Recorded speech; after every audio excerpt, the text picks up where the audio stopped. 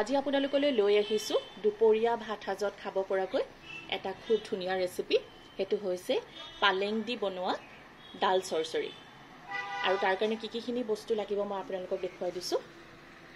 ইয়াত লাগিব পালেং শাক, যিমান কোমলীয়া হয় সিমানে ভাল হয়, পিঁয়াজ, নহৰু, জলকীয়া, বিলাহী, মচুৰ দালি। আপোনালোকে যিকোনো ধৰণৰ মচুৰ দালি ল'ব পাৰে, ইয়াতকৈ সৰুটোও ল'ব পাৰে, ডাঙৰটোও ল'ব পাৰে, নিমখ, হালধি, মিঠাতেল আৰু অকণমান পাঁচফোৰণ। এতিয়া আমি ৰেচিপিটোলৈ আগবাঢ়িছোঁ। প্ৰথমে মই মচুৰ দালিখিনি ধুই ল'ম, বিলাহীকেইটা অলপ ডাঙৰ ডাঙৰকৈ কাটি ল'ম, নহৰু পিঁয়াজ এইখিনি মিহিকৈ কাটি ল'ম, আৰু পালেংখিনি ধুই এইখিনি মই আপোনালোকক পিছত কেনেকৈ কাটি ল'ব লাগিব সেয়া দেখুৱাই দিম। এতিয়া আমি ৰেচিপিটো আৰম্ভ কৰিছোঁ। দালিখিনি মই ধুই ল'লোঁ। এয়া চাওক, ইয়াত তলত পানী থাকিবলৈ দিয়া নাই তেনেকৈ। যোনটো কেৰাহীত বনাম সেইটোতে মই দালিখিনি ধুই ল'লোঁ। আৰু এইফালে পিঁয়াজ কাটি ল'লোঁ এনেকুৱাকৈ, বহুত মিহিও নহয়। এইফালে নহৰু কাটি লৈছোঁ, বিলাহীকেইটা মই ডাঙৰ ডাঙৰকৈ কাটি লৈছোঁ। এতিয়া আমি নেক্সট ষ্টেপটোলৈ আগবাঢ়োঁ। এতিয়া এই পিঁয়াজ নহৰুখিনি মই দালিৰ ওপৰতে দি দিম, ধুই থোৱা দালিখিনিৰ ওপৰত।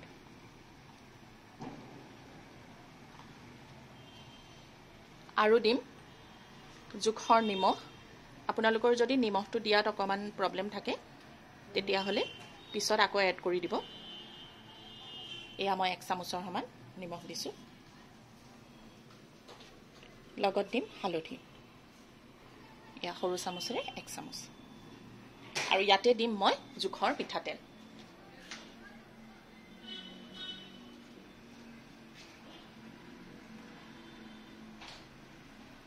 মিঠাতেল প্ৰায় ডাঙৰ চামুচেৰে 1.5 চামুচমান মই মিঠাতেল দিছোঁ।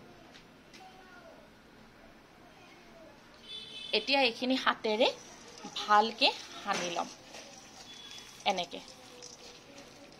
এনেকুৱাকৈ আপোনালোকে সানি ল'ব।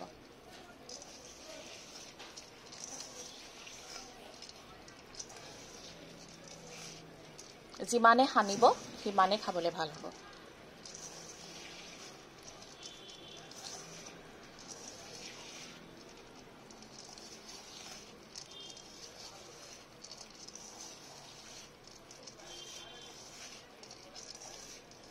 সানি এনেকুৱা হৈ যাব লাগিব চাওক।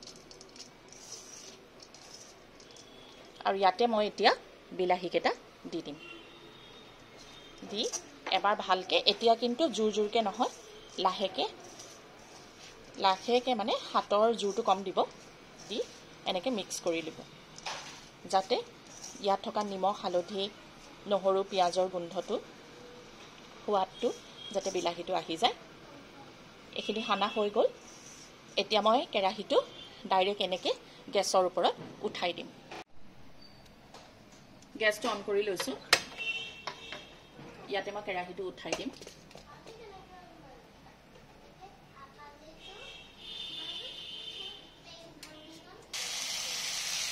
কেৰাহীটো গৰম হৈ গ'ল।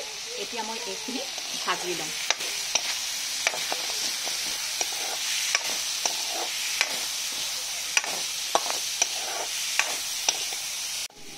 এইখিনি প্ৰায় 1 মিনিট সময় মই ভাজি ল'লোঁ।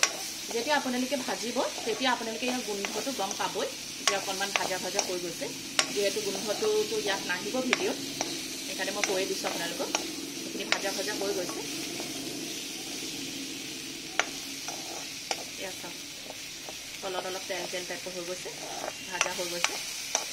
এতিয়া ইয়াৰ ওপৰত মই গৰম কৰি থোৱা পানী দি দিম। একদম জোখৰ পানী দি দিছোঁ, আৰু মই পানী এড নকৰোঁ।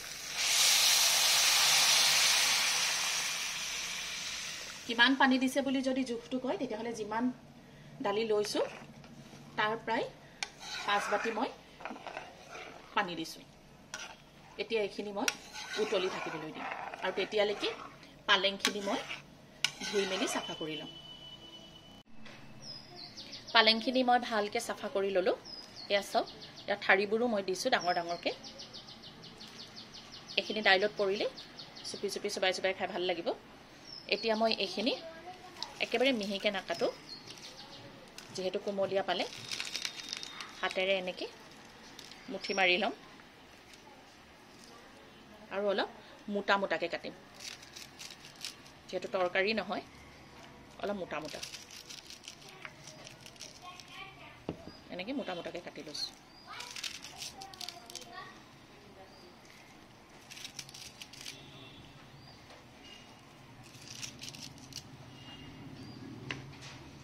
এয়া কাটি ল'লোঁ এতিয়া আমি দাইলখিনি কি অৱস্থাত আছে চাওঁ আহক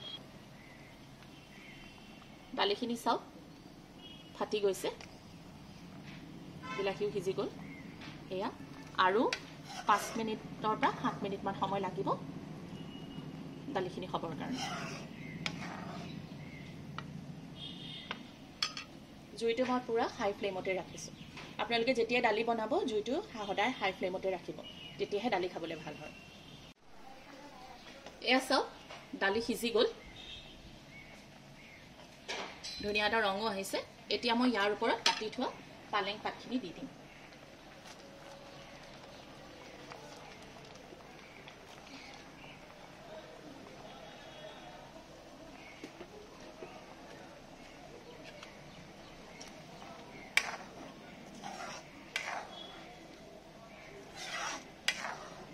আৰু প্ৰায় 2 পৰা 3 মিনিট সময় এইখিনি মই উতলিবৰ কাৰণে দিম এই দালিটো কিন্তু অকণমান ডাঠকে খোৱা হয় পনীয়া কৰি খোৱা নহয় যিহেতু ডাল চৰচৰি হয় সেইকাৰণে এইখিনি পনীয়াকৈ খোৱা নহয়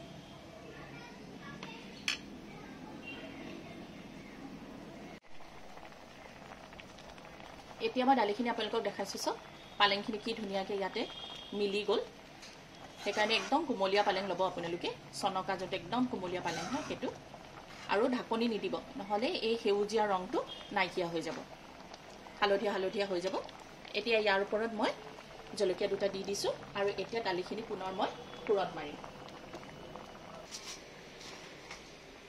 এতিয়া ফুৰণত মই দিছোঁ 5 ফুৰণ কেইটুকুৰামান নহৰু কাটি দিছোঁ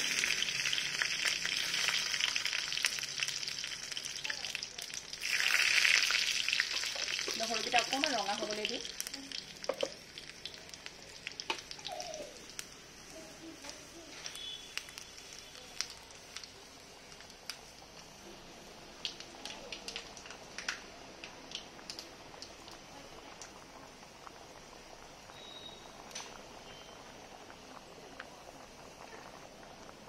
এতিয়া এইখিনি মই দালিৰ ওপৰত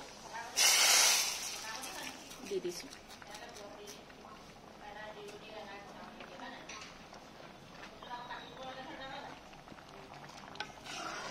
এয়া ডাল চৰচৰি ৰেডি হৈ গ'ল আপোনালোকে কেতিয়াবা যদি দুপৰীয়া ভাত সাজত বিশেষ যোগাৰ নাথাকে তেতিয়াহ'লে এনেকৈ ডাল চৰচৰি বনাই খাব চাওক কিমান ধুনীয়া হৈছে অকল এনেকৈ ডাল চৰচৰি দিয়ে পুৰা এক থাল ভাত খাই দিব পাৰিব এনেকৈ বনাই খাই চাব এনেকুৱা নতুন নতুন ৰেচিপি লৈ পুনৰ আপোনালোকৰ ওচৰলৈ আহি আজিলৈ আহিছোঁ ধন্যবাদ এতিয়া গেছটো অফ কৰি দিছোঁ